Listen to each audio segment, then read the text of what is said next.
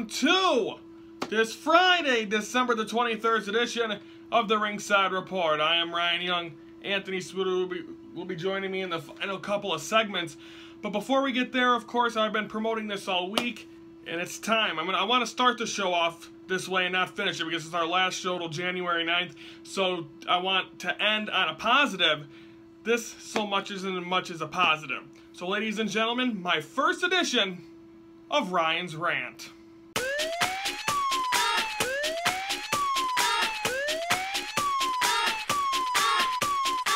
Alright folks, it's now time for the first edition of Ryan's Rant. I just want to let everyone know before I do this, no one is along with me on this. This has nothing to do with Tony, that's why he's not here. It's nothing to do with Scott Beatty. It's nothing to do with Snoopy, that's why I took him out. Nothing. It's just me.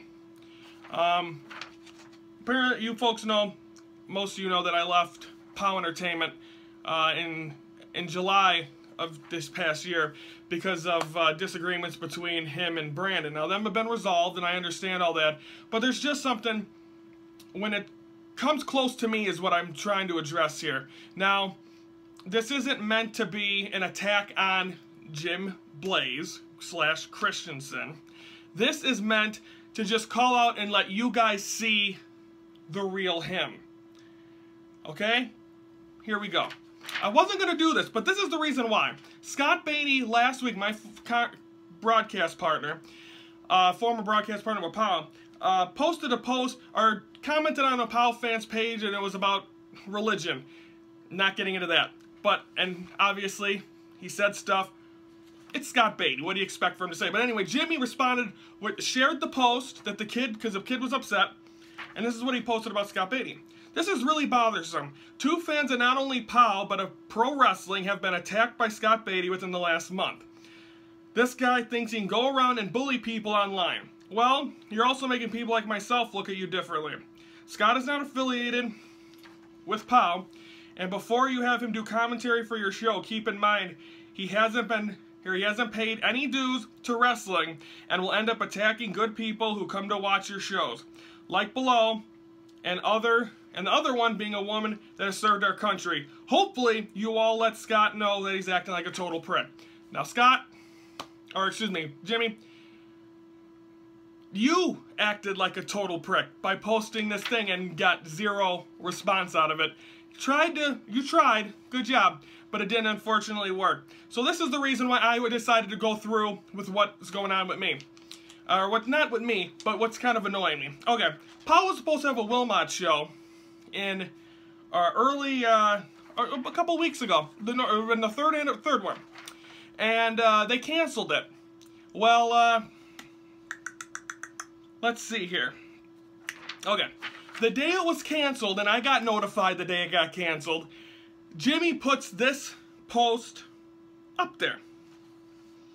Agreements made by word don't mean anything anymore. Get your agreements in writing. Same day. Same day.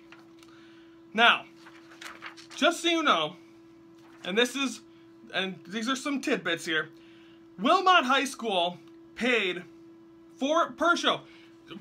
This was a benefit show for Wilmot High School and got charged over $2,000. Okay? And also, it was 3 figures to bring in Kevin Thorne last year.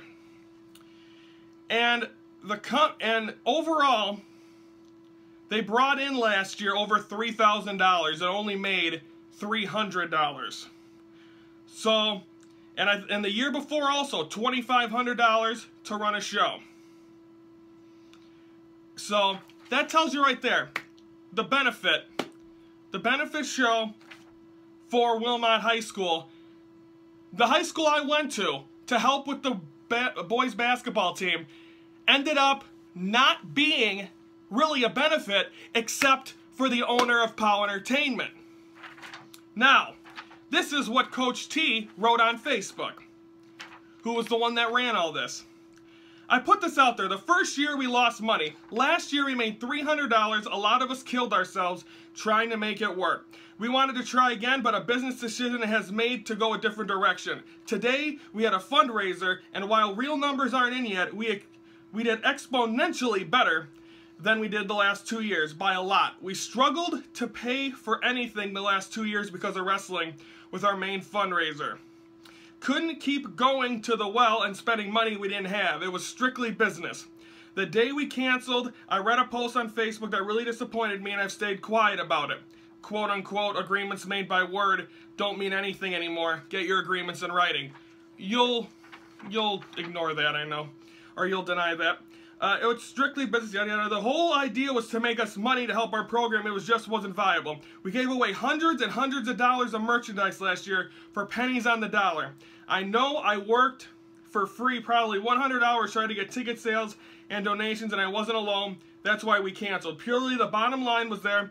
The definition of insanity is continuing to do the same thing over and over and expecting a different result. We couldn't be happy with how today went. Now we have options. The last 2 years we didn't. No, you didn't. And it's not right.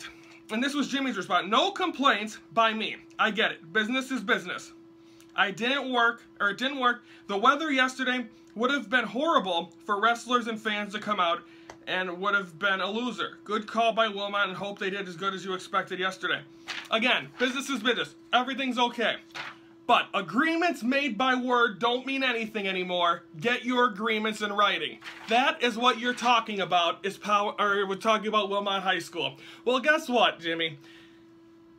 It's quite bullshit. That just shows right there what kind of promoter you are, or businessman you are. You charge over $2,000 for a show for a fundraiser. A fundraiser! So you know what? This is just to explain what everyone, this just pissed me off. And I'm sure, and anyone that finds this remotely normal is stupid, okay? Now, I'm not going to take messages on this. All I'm calling it out is that you're a fundraiser for a school, and I know it's expensive to run a show. Ring rental, DJ Bob, I understand that completely. Completely understand that. $2,500. So more or less 2 years, Wilmot High School did fundraisers for Jimmy Blaze. Dun, dun, dun. Now, whoever watches this and wants to message me, okay, fine. I'm not here to go back and forth with people. I'm saying this right now, putting the book on it. If Jimmy wants to come on here, I'll gladly call him in, and we will talk about this on the show. If you don't want to talk about it, fine. All I'm doing is telling you, and I'm sure you'll write a mean old post about it. And if you do, so what? But charge $2,500 for a fundraiser. Way to go, Jimmy. Glad that Wilmot High School could fundraise your ass. We're gonna take a time out. Tony will be back with me. That's Ryan's rant.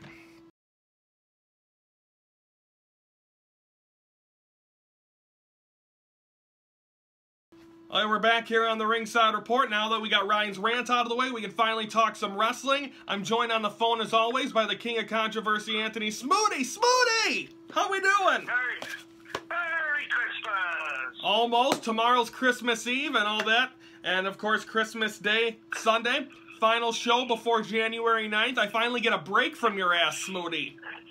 Yeah, and after all the pay-per-views and everything, whoa. You know, I physically have not seen you, I don't think. Have I not physically seen you since I left POW? I guess so. That's last time, yeah.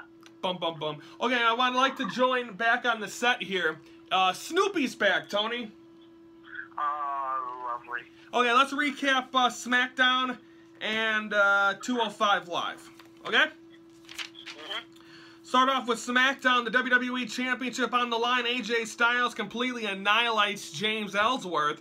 Then AJ Styles comes on, he cuts a promo. He's the face that runs the place, yada yada. Dolph Ziggler comes out and says, next week I'm taking that title. Dolph Ziggler, and then Baron Corbin comes out and says, you know what, you've never won the big one. And then he says he wants a chance to take it away from him. Well, eventually they make the match. It happens. Baron Corbin, Dolph Ziggler later on in the night. The winner gets a match against AJ Styles for the WWE Championship. next week in Chicago. Intercontinental title on the line. Miz defeats Apollo Crews. And Tony, let me know what happened after that match. Well, after the match, Miz, I guess, opens his mouth and says, well, Renee Young was interviewing him and says that you're obsessed with D'Ambrose, and Miz says, I'm obsessed with D'Ambrose? No, wait. You're obsessed with D'Ambrose because the word of the locker is you're sleeping with him. And then all of a sudden she slaps him around the world. Boom. And then Natalya and Nikki Bella, Carmelo cut a promo. Eventually, it ends with being called the B word. Natalya to Nikki Bella admits that she attacked Nikki Bella. And then on the end of it, said that's the reason why John Cena will never marry her. Tony, Smackdown got real. He used language that Dale cannot repeat. Holy cow. Dale. Dean Ambrose defeats Luke Harper. Some masked woman gets a win over Alexa Bliss. After the match, it's shown to be Becky Lynch. Mojo Rawley defeats Kurt Hawkins. #1 contender match, Baron Corbin versus Dolph Ziggler ends in a double countout. It'll be a triple threat match. Tony, what a card next week on SmackDown from Chicago. Oh my goodness, the wild card final. Okay, I got a question before that. When the hell the wild card finals? When the hell was the rest of the wild card? I never even heard about this till Tuesday. Well, because the Usos were eliminated by all three of the other teams were eliminated by Zack Ryder and Mojo for the Hype Bros.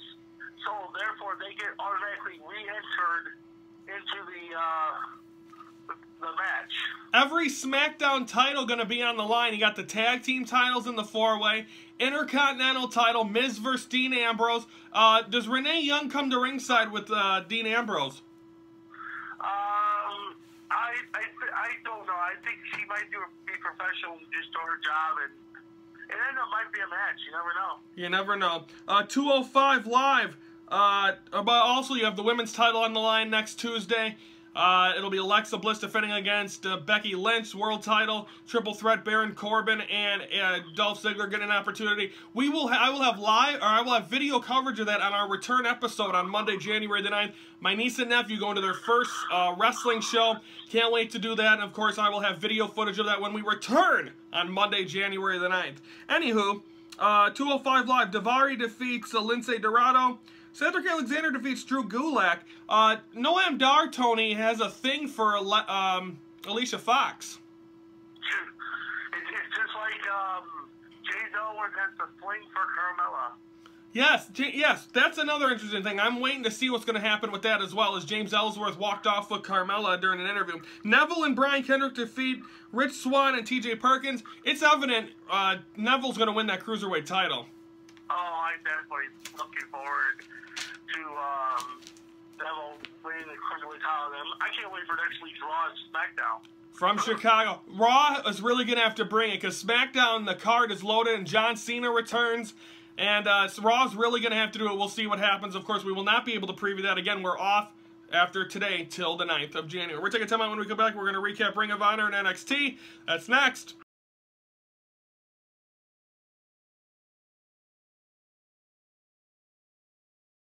Tony, we're back. Ah, crap. What do you mean, crap? It's our last segment of the year. Hey, let's go out with a bang, just like the Hardy's compound. Oh, geez, you had to bring that up.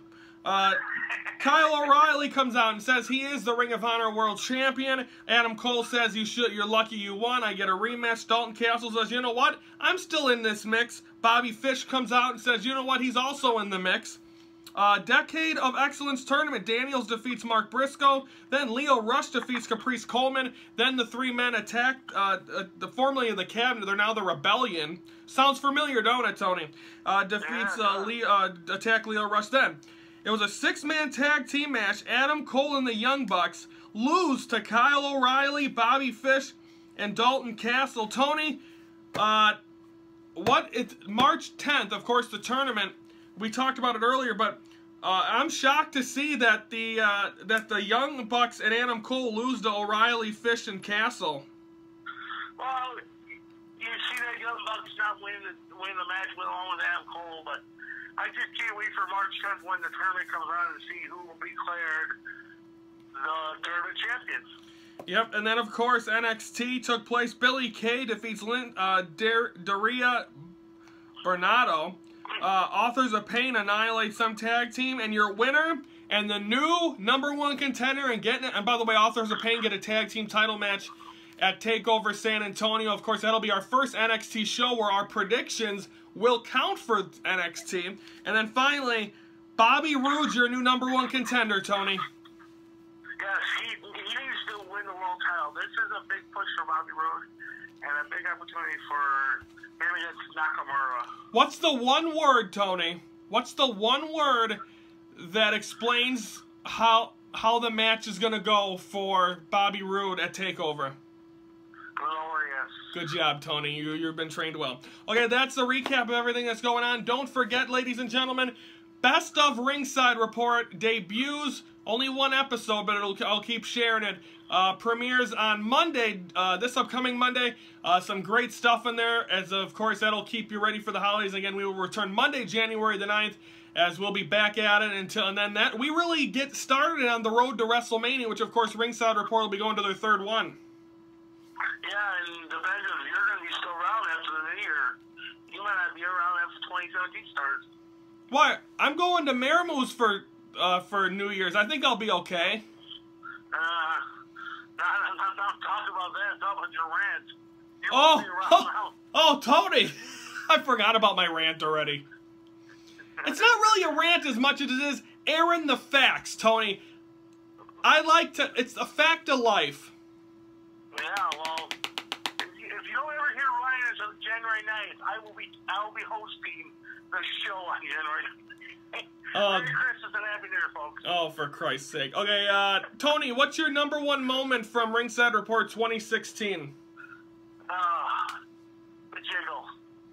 Yeah, that was big. I kind of made that a thing, didn't I?